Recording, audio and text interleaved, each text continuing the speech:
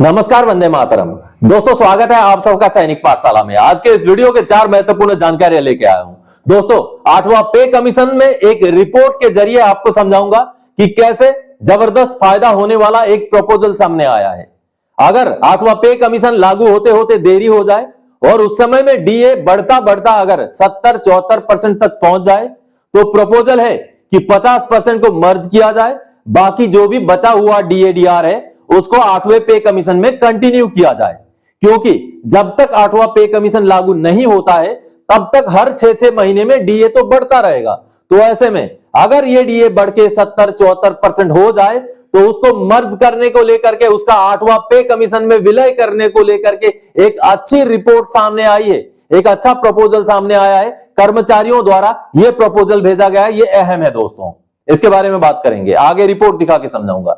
इसके साथ ही साथ दोस्तों एक बड़ी खबर है, प्री मैच्योर रिटायरी जुलाई 2014 के बाद के रिटायरी को ना सिर्फ ओआरओपी लागू करके पेंशन दिया गया बल्कि उनके खाते में ओआरओपी का एरियर का भी भुगतान हो गया है। जी हां, सही सुन रहे हैं आप, जुलाई 2014 के बाद के प्री मैच्योर रिटायरी की बात कर रहा हूं। और उनके खाते में अब 1,36,621 रुपए का एरियर भी भुगतान हुआ है। और अभी जनवरी 2026 की बात है दोस्तों, आगे इसके बारे में भी डिटेल्स जानेंगे। इसके साथ ही साथ कई सारे पेंशनर्स को एमएससीपी एसीपी रिटायरमेंट आ जाने के बाद मिलता है, लेकिन क्या उनमें से पेंशनर्स ने सर्विस के दौरान का एरियर के बारे में कभी क्लेम किया? आज मैं बताने जा रहा हूं कैसे सर्विस के दौरान का जब एरियर क्लेम किया गया तो पेंशनर को अब पीएओआर ने 3,07,364 रुपए का भुगतान के लिए हामी भर दी है। बड़ी खबर है। इसके साथ ही साथ दिसंबर के महीने में बहुत सारे पेंशनर्स का पेंशन रुक गया। आखिर ऐसा क्यों हुआ, इसका समाधान क्या है, इसके बारे में भी आगे बात करेंगे। तो चलिए इन्हीं विषयों को लेकर आगे बढ़ेंगे। लेकिन आगे बढ़ने से पहले हमेशा की तरह मेरा आप सबसे आग्रह है, अगर सैनिक पाठशाला चैनल का वीडियो आप पहली बार देख रहे हैं या तो अभी तक चैनल को सब्सक्राइब नहीं किया है तो चैनल के साथ जुड़े रहने के लिए, इसका हिस्सा बने रहने के लिए और आपसे जुड़ी हुई भरोसेमंद ऑथेंटिक जानकारियां पाते रहने के लिए चैनल को सब्सक्राइब जरूर करें। चलिए अब आगे बढ़ते हैं दोस्तों। सबसे पहली जानकारी, जैसे आप देख पा रहे हैं, वाह, एमएससीपी एसीपी का डबल फायदे का होगा भुगतान। पेंशन बढ़ोतरी पीसीडीए से एरियर के बाद अब पीएओआर से 3,07,364 का एरियर। जी हां दोस्तों, अगर आपको भी एसीपी एमएससीपी जैसा स्कीम रिटायरमेंट आ जाने के बाद लागू हुआ है, रिटायरमेंट आ जाने के बाद मिला है, पेंशन तो बढ़ गया, पीसीडीए से आपको एरियर भी मिल गया, लेकिन अगर आपने आपका सर्विस के दौरान का एरियर क्लेम नहीं किया है तो गलती किया है। जी हां, अब एक पेंशनर को सर्विस के दौरान का एरियर भुगतान होने जा रहा है, वो भी 3,07,364 रुपए। चलिए लेटर देखते हैं दोस्तों। ये जो सामने आप लेटर देख पा रहे हैं, ये पीएओआर का लेटर है। पीएओआर आर्टिलरी का लेटर है, लेखानगर से आया हुआ लेटर है। पेंशनर को एड्रेस किया गया है और पेंशनर को डबल खुशखबरी देते हुए ये लेटर जारी किया गया है। हालांकि ये पैसा पेंशनर को पहले ही मिल जाना चाहिए था, लेकिन इनको पता नहीं था। जब इन्होंने कार्रवाई किया सैनिक पाठशाला से जुड़ने के बाद, उनको रिटायरमेंट के बाद एमएससीपी का फायदा मिला। एमएससीपी में उनका पेमेंट पेंशन में बढ़ोतरी तो हो गया, लेकिन दोस्तों उनको सर्विस के दौरान का जो एरियर है उसका भुगतान नहीं हुआ था, जिसके बारे में सैनिक पाठशाला से जानकारी मिलने के बाद उन्होंने केस प्रोसेस किया।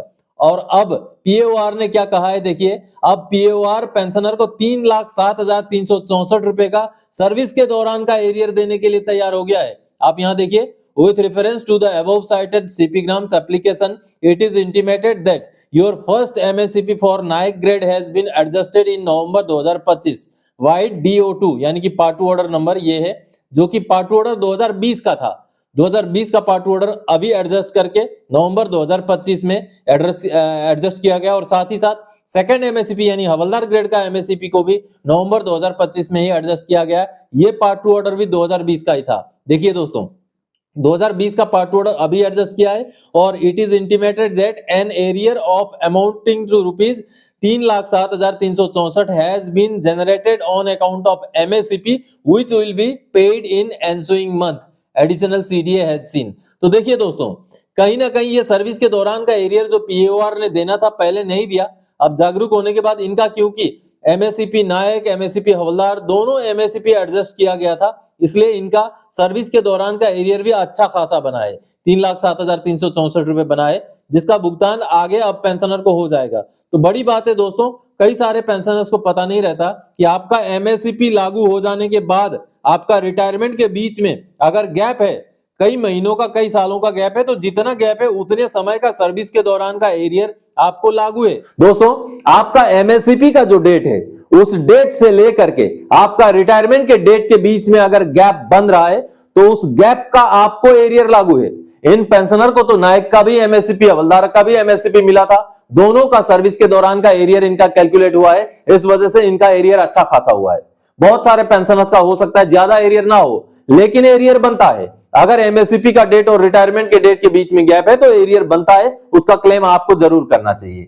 अगली जानकारी दोस्तों, 8 सीपीसी में आगे डीए का कैलकुलेशन। जी हां दोस्तों, 8वां पे कमीशन लागू होने में अगर देरी हो जाए, मान लीजिए 2028 तक पहुंच जाता है, तो हर 6 महीने में जो डीए की बढ़ोतरी हो रही है 7वें पे कमीशन के हिसाब से, वो बढ़ोतरी होती रहेगी। तो ऐसे में जब आखिर में 8वां पे कमीशन लागू होते टाइम मान लीजिए डीए का परसेंटेज 74% हो जाता है, तो उसको किस तरीके से मर्ज किया जाए, इसको लेकर के एक सुझाव दिया गया है, एक रिपोर्ट के जरिए यह सामने आया है। और इसमें कहा गया है दोस्तों कि टोटल डीए तब तक अगर 74% हो जाए तो डीए मर्ज किया जाए 50%, और जो 8 सीपीसी में आगे 24% डीए को कंटिन्यू किया जाए। इससे अच्छा खासा फायदा होगा। चलिए जो रिपोर्ट सामने आया है उसको देखते हैं। दोस्तों, ये हिंदुस्तान की आप खबर देख पा रहे हैं, ये एक गजब का जबरदस्त प्रपोजल सामने आया है 8वां पे कमीशन से जुड़ा हुआ। 74% तक बढ़ सकता है केंद्रीय कर्मचारियों का डीए 8वें वेतन आयोग में। आगे चलिए डिटेल्स क्या है वो मैं समझाता हूं, क्योंकि अब 8वां पे कमीशन लागू होते होते लगभग 2 साल का समय लग जाएगा, क्योंकि पे कमीशन को ही 18 महीने का समय दिया गया है। तो आगे पे कमीशन का जब रिकमेंडेशन सबमिट होगा उसके आगे भी सरकार की तरफ से समय लगाया जाएगा। तो ऐसे में जो डीए बढ़ता रहेगा वो आगे जाकर के 74% तक पहुंच जाएगा, ऐसा इस रिपोर्ट में कहा गया है। हालांकि मेरा मानना है अगर 4 बढ़ोतरियां भी आगे मिलती हैं तो मुश्किल से 71 से 72% शायद पहुंच जाए। लेकिन चलिए खबर जो आई है आप देखिए क्या है डिटेल, यहां पर आपको यहां पर जानने को मिलेगा कि डीए को लेकर के चिंता इसलिए ज्यादा है क्योंकि नया वेतन आयोग लागू होते ही जमा हुआ पूरा डीए बेसिक में मर्ज कर दिया जाएगा और डीए शून्य हो जाएगा। तो इसमें अभी डीए जुलाई 2025 में 58% हो चुका है और अगली बढ़ोतरी 1 जनवरी 2026 से होनी है। मौजूदा नियम के मुताबिक जब तक नया वेतन आयोग लागू नहीं होता तब तक हर 6 महीने में डीए बढ़ता रहेगा, लेकिन जैसे ही फिटमेंट फैक्टर लागू होगा पूरा डीए बेसिक में जुड़ जाएगा और फिर नए बेसिक पर डीए की गिनती नए सिरे से शुरू होगी। लेकिन अब कर्मचारी संस्थाओं ने क्या दोस्तों मांग की है वो यहाँ पर आपको देखने को मिलेगा। ये एक अच्छा प्रपोजल होगा दोस्तों। इस बीच कर्मचारी संगठनों ने एक वैकल्पिक सुझाव भी दिया है। All India NPS employees federation के अध्यक्ष मंजीत सिंह पटेल का कहना है कि अगर जनवरी 2028 तक डीए करीब 74% पहुंच जाता है तो सरकार पूरा डीए खत्म करने के बजाय 50% डीए बेसिक में मर्ज करे और बाकी 24% डीए को जारी रखे। इससे महंगाई के दौरान में कर्मचारियों की जेब पर ज्यादा असर नहीं पड़ेगा। साथ ही उन्होंने फिटमेंट फैक्टर 2.64 रखने और न्यूनतम वेतन तय करते समय परिवार यूनिट में 3 से बढ़ाकर 5 करने की भी मांग की है। अब देखना यह है कि सरकार पुराने फॉर्मूले पर चलती है या कर्मचारियों के लिए कोई बीच का रास्ता निकालती है। तो कर्मचारी संगठनों का ये जो दोस्तों प्रपोजल है, ये जो मांग है कि जितना भी डीए उस समय में पहुंच जाएगा 2027 या 28 में, उसमें से 50% को मर्ज किया जाए। 50% मर्ज करके सरकार की तरफ से अच्छी बढ़ोतरी देते हुए फिटमेंट फैक्टर भी अच्छा दिया जाए और जो बचा हुआ जितना भी होगा 20%, 21%, 24% होगा उसको 8वें पे कमीशन में कंटिन्यू रखा जाए। तो कहीं ना कहीं अगर ऐसा किया जाता है तो कर्मचारियों के लिए ये फायदे का सौदा हो सकता है और इसकी मांग अभी कर दी गई है, जैसा कि आपने इस रिपोर्ट में, द हिंदुस्तान का ये रिपोर्ट है, इस रिपोर्ट में आपने अभी समझा दोस्तों। अगर इस तरीके की मांगे रखी जाएंगी, सभी तरफ से इस तरीके की मांगे रखी जानी चाहिए। अगर मांगे रखी जाएंगी तभी पे कमीशन में ये कंसिडर होगा। अब सरकार ने पे कमीशन गठित कर दिया है, अब पे कमीशन के सामने ये सारी मांगे रखनी पड़ेंगी क्योंकि पे कमीशन में देरी होगा, इसमें कोई दो राय नहीं है। 18 महीने का समय पे कमीशन को दिया गया है रिपोर्ट सबमिट करने के लिए, उसके आगे भी रिपोर्ट सबमिट करते ही लागू नहीं होगा। कम से कम 6-8 महीने का समय सरकार द्वारा भी लगाया जाएगा। तो लगभग 2 साल का देरी आप मान के चलिए। तो लगभग 2 साल के अंदर अगर डीए बढ़ता रहेगा और केवल 50% को मर्ज करके अच्छा खासा फायदा देते हुए फिटमेंट फैक्टर दिया जाए तो बचा हुआ जो डीए का परसेंटेज है उस समय से, जिस समय में लागू किया जाएगा ऑटो पे कमीशन को, उस समय से कंटिन्यू कर दिया अगर जाए तो कहीं ना कहीं कर्मचारियों और पेंशनर्स के लिए उस समय की महंगाई के हिसाब से ये एक बड़ी राहत हो सकती है। चलिए अब अगली जानकारी दोस्तों, पीएमआर को मिल गया ओआरओपी, पेंशन बढ़ोतरी और 1,36,621 का एरियर 2026 ब्रेकिंग। जी हां दोस्तों, कुछ दिनों पहले भी मैंने ये जानकारी आपको दी थी। अब उन पेंशनर को दिसंबर 2025 के महीने में दोस्तों ओआरओपी के रेट में पेंशन का भुगतान हुआ है। ना सिर्फ ये, जनवरी 2026 के डेट में उनको एरियर का भी भुगतान कर दिया गया है ओआरओपी का, जो कि जुलाई 2014 के बाद के प्रीमेच्योर रिटायरी हैं। चलिए उनके दस्तावेज देखते हैं। दोस्तों ये जो पीपीओ है, ये आपको मैं कुछ दिनों पहले भी दिखा चुका था। ये एक हवलदार रैंक के पेंशनर का पीपीओ है, जिनका 19 साल 9 महीना 18 दिन सर्विस है और ये प्रीमेच्योर रिटायरी है। देखिए एट ऑन रिक्वेस्ट यहां लिखा हुआ है, clause of discharge eight on request, और ये 30 अप्रैल 2015 के रिटायरी हैं। अब इन पेंशनर को प्रीमेच्योर रिटायरी जुलाई 2014 के बाद वालों को ओआरओपी लागू नहीं है, जो सरकार का रूल है उसके हिसाब से, लेकिन इन पेंशनर को ओआरओपी लागू करके ये पीपीओ निकाला गया था, कुछ दिनों पहले ही निकाला गया था, जिसकी जानकारी मैंने पहले भी दी थी। आप यहां देखेंगे तो 1 जुलाई 2024 से उनका पेंशन 24,763 कर दिया गया था और ये पीपीओ निकला था दोस्तों 20 नवंबर 2025 को। आप यहां देख पा रहे हैं उनका पेंशन को नायक ग्रेड से सीधा हवलदार ग्रेड में करके उनका ओआरओपी लागू करके ओआरओपी रेट का पेंशन, उनका पेंशन सीधा ओआरओपी 3 का जो रेट है 24,763, जो कि हवलदार का ओआरओपी 3 का रेट है, और ये उनका कर दिया गया था और साथ में डिसेबिलिटी एलिमेंट को भी उनका बढ़ा दिया गया था। आप यहां देख पा रहे हैं। अब इस पीपीओ के निकलने के बाद दोस्तों इन पेंशनर को बढ़ा हुआ रेट में यानी कि ओआरओपी के रेट में पेंशन का भुगतान शुरू हो चुका है, और साथ ही साथ केवल पेंशन का भुगतान नहीं दोस्तों, इनको एरियर भी मिल चुका है अभी जनवरी 2026 के महीने में, जो कि बड़ी खबर है। जी हां, प्रीमेच्योर रिटायरी जुलाई 2024 के बाद के रिटायरी को ओआरओपी मिला। ना सिर्फ ओआरओपी मिला बल्कि ओआरओपी का पूरा एरियर का भी भुगतान हुआ है। आगे इनका पेंशन स्लिप और जो एरियर क्रेडिट हुआ है उसको दिखाता हूं। अब दोस्तों ये उन्हीं पेंशनर का पेंशन स्लिप है, आप देख पा रहे हैं। ये देखिए हविलदार जी मोहनराज, जो कि 30 अप्रैल 2015 के रिटायरी थे। अब दिसंबर महीने का इनका ये पेंशन स्लिप है। ये देखिए दिसंबर महीने का पेंशन इनको, ये देखिए हवलदार का रेट में भुगतान हो गया 24,763 रुपए बेसिक पेंशन, 7,429 रुपए डिसेबिलिटी एलिमेंट 50% डिसेबिलिटी का। तो कहीं ना कहीं ओआरओपी 3 लागू कर दिया गया है अप्रैल 2015 के रिटायरी प्रीमेच्योर को। जी हां, ये बड़ी खबर है, लेकिन अभी तक भी इस बात की पुष्टि नहीं हुई है कि जिन्होंने कोर्ट केस किया है उनको भी लागू नहीं किया गया है, तो बाकी पेंशनर्स को लागू होगा नहीं होगा इस बात की अभी तक पुष्टि नहीं हुई है। और उनका जो एरियर का भुगतान हुआ है, ये देखिए एरियर का भुगतान हुआ है 1,36,621 रुपए अभी 5 जनवरी 2026 के डेट में उनके खाते में ये पैसा आ गया है। तो कहीं ना कहीं बड़ी खबर है दोस्तों।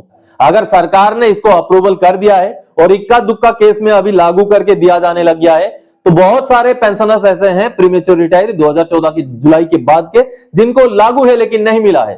तो उनमें से आप भी अगर हैं तो आपको अभी सीपी ग्राम्स में एक बार आपका केस प्रोसेस कर देना चाहिए, ताकि कम से कम रिटर्न में जवाब आ जाए कि आखिर मसला है क्या। चलिए अब अगली जानकारी दोस्तों, क्यों रुक गई दिसंबर की पेंशन, आगे कैसे मिलेगी। जी हां दोस्तों दिसंबर महीने के पेंशन बहुत सारे पेंशनर्स का रुक चुका है। अभी तक कई सारों का भुगतान हुआ है, लेकिन कईयों का अभी भुगतान नहीं हुआ है। नवंबर और दिसंबर के महीने में लगभग 8, 10, 15 वीडियोस में मैंने ये जानकारी आपको दी थी। मैंने ये आपको अपील किया था कि आपने लाइफ सर्टिफिकेट सबमिट करने के बाद स्पर्श के अंदर लॉगिन होकर चेक करना है कि लाइफ सर्टिफिकेट अपडेट हुआ या नहीं हुआ। लाइफ सर्टिफिकेट केवल सबमिट कर देना ही सफिशिएंट नहीं है, आपको स्पर्श के अंदर इंश्योर करना भी जरूरी है। बहुत सारे पेंशनर्स ने लाइफ सर्टिफिकेट पुराना पीपीओ नंबर डाल के जो है सबमिट कर दिया, किसी ने पीडीए गलत चुन करके सबमिट कर दिया, स्पर्श चुना जाना था सीपीपीसी चुन दिया। इस तरीके से बहुत सारे पेंशनर्स ने लाइफ सर्टिफिकेट तो सबमिट कर दिया, लेकिन वो लाइफ सर्टिफिकेट जब स्पर्श के अंदर अपडेट नहीं हुआ तो नवंबर तक का पेंशन तो मिल गया, दिसंबर का पेंशन रुक गया। इस वजह से रुक गया क्योंकि लाइफ सर्टिफिकेट आपका स्पर्श के अंदर अपडेटेड नहीं था। अब ये जैसे ही जानकारी पेंशनर को पता चली, बहुत सारों ने लाइफ सर्टिफिकेट तुरंत ही दिसंबर के आखिर में या जनवरी के शुरू में सबमिट कर दिया। तो ऐसे में अब जिनका भी लाइफ सर्टिफिकेट स्पर्श के अंदर अपडेट होता जा रहा है, उसके आगे 5, 10 दिन 15 दिन के अंदर पेंशन एरियर के रूप में क्रेडिट हो जाएगा। लेकिन लाइफ सर्टिफिकेट जरूर सबमिट करें, पहले स्पर्श के अंदर चेक करें। अगर आपका भी पेंशन रुका है तो स्पर्श में लॉगिन करें, चेक करें। अगर अपडेट नहीं हुआ है तो लाइफ सर्टिफिकेट सबमिट करें।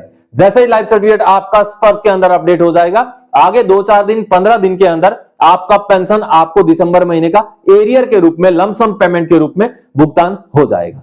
तो दोस्तों, आज के इस वीडियो में इन्हीं जानकारियों के साथ आया था। आगे और कोई जानकारीदायक आपसे सरोकार रखने वाला विषय लेके मैं फिर से हाजिर हो जाऊंगा। तब तक के लिए जय हिंद दोस्तों।